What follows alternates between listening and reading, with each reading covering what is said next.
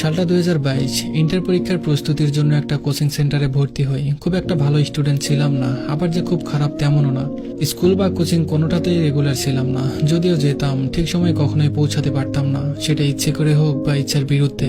জীবনের রঙিন সময়ে খারাপ অভ্যাস আমাকে চেপে ধরে। কোচিংয়ে যাতায়াতে একটা মেয়ের সাথে পরিচয় হয়, তবে এখনো ওকে ভালোবাসি না, খুব কম কথা হয় আমাদের। তবে কথাটা সে নিজেই বলে, শুধু আমি তার উত্তর করি হ্যাঁ অথবা না। এভাবেই পরীক্ষা চলে আসে, পরীক্ষা দিতাম।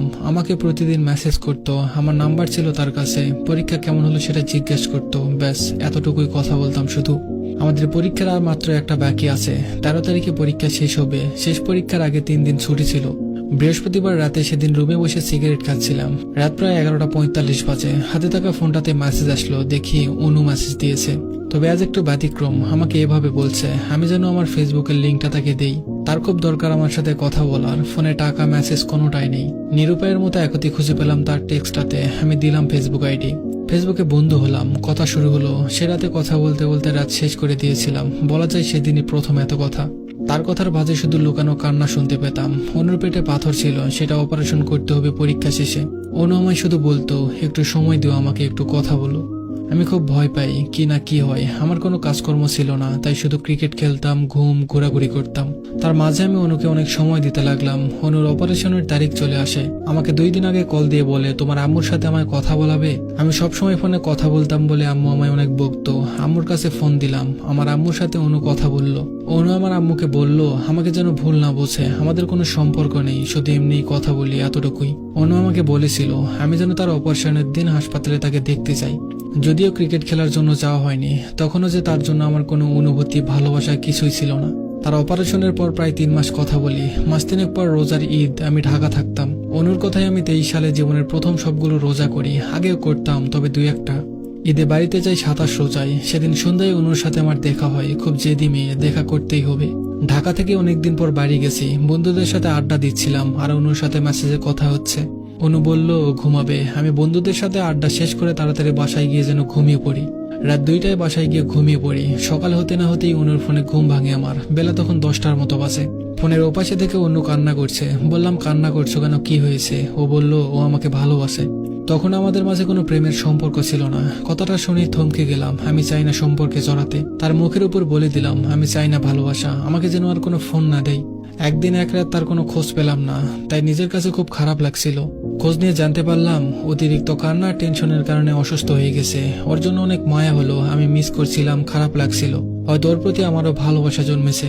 2 দিন পর আবারও কল দিয়ে কান্না করতে করতে বলে আমাকে ছাড়া বাঁচতে পারবে না, নিজেকে শেষ করে দিবে। তো তারপর 23 তারিখ থেকে আমাদের সম্পর্ক শুরু হলো। ওর সম্পর্কে আমি তেমন কিছুই জানতাম না। সম্পর্কের বয়স যখন 5 মাস, তখন আমাকে বিয়ের জন্য প্রেশার দিতে লাগলো। ভালো কেউ কাউকে কম বাসি না, তবে আমি তখন কিছু করতাম না, রোজগার নেই। এই ভয়ে বিয়ের জন্য রাজি হচ্ছিলাম না। এসবের মাঝেও আমাকে বলে এখন বিয়ে করে রাখতে, পরে আমার বাড়িতে আসবে। সেপ্টেম্বরের 23 তারিখ 6 মাস পূর্ণ হলো আমাদের। ঠিক সেদিনই আমরা বিয়ে করলাম দুজন। কোর্ট ম্যারেজ করে যে যার মতো বাড়িতে চলে আসলাম। তাকে কখনো ছুঁয়ে দেখিনি। বিয়ের 3 মাস পর আমাদের প্রথম একসাথে থাকা হয়। এইসবের মাঝে অনুর বিয়ের জন্য ওর বাড়ি থেকে চাপ দিতে থাকে। অনুর মাকে সবটা বলে দেয় আমাদের সম্পর্কের কথা। তারপর ওর মা আমার সাথে দেখা করে, অনেক ঝামেলা হয়। ওর মা মনে করেছে আমাদের শুধু সম্পর্ক, আমরা বিয়ে করিনি। ওর মাকে কোনোভাবেই বিশ্বাস করাতে পারছিলাম না। প্রতি সপ্তাহে ঢাকা থেকে বাড়িতে যেতাম ওর মার সাথে এইসব বিষয় নিয়ে কথা বলার জন্য। অনুর মাকে আমাদের বিয়ের কাবিননামা দেখালাম। ওর মা কান্না করতে করতে বলল বাবা তুমিও মরবে, আমার মেয়ে আর আমাকেও মরতে হবে, এটা বলে চলে যায় উনি।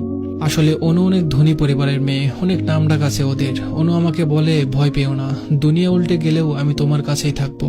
তারপর অনুর পরিবার সবকিছু জেনে যায় আর অনুকে অনেক মারধর করে। 19 দিন এক রুমে বন্দি করে রাখে। আমার সাথে কথা বলতে দেয় না। ওর সাথে আমার যোগাযোগ বন্ধ হয়ে যায়। আমি ওর সাথে যোগাযোগের কোনো উপায় না পেয়ে আমি ওর বড় ভাইয়ের সাথে কথা বলি, কিন্তু কোনো কিছুতেই কাজ হয় না। ওর ভাই বলে অনুকে ভুলে যেতে। 19 দিন ঘরবন্দি থেকে অনু অনেকবার আত্মহত্যা করার চেষ্টা করে, তবে হঠাৎ করে অনু বুঝতে পারে ওর পেটে বাবু আছে। ওর মাকে সবটা বলে, তাও কোনো কাজ হয় না। একটা সময় পর ওর পরিবার থেকে আমাকে ভুলানোর জন্য কবিরাজের কাছে যায়। কবিরাজের থেকে তাবিজ নিয়ে দেয়, অনু যেন আমাকে ভুলে যায়। তাবিজ দেওয়ার কিছুদিন পর ও কেমন যেন হয়ে যায়। আমার কথা যখন ওর মনে পড়তো তখন ও সুইসাইড করতে চাইতো। ওর পরিবার থেকে যখন জানতে পারে ওর পেটে বাচ্চা, সেটা নষ্ট করে দেওয়ার জন্য ওষুধ খাওয়ানো হয় অনুকে।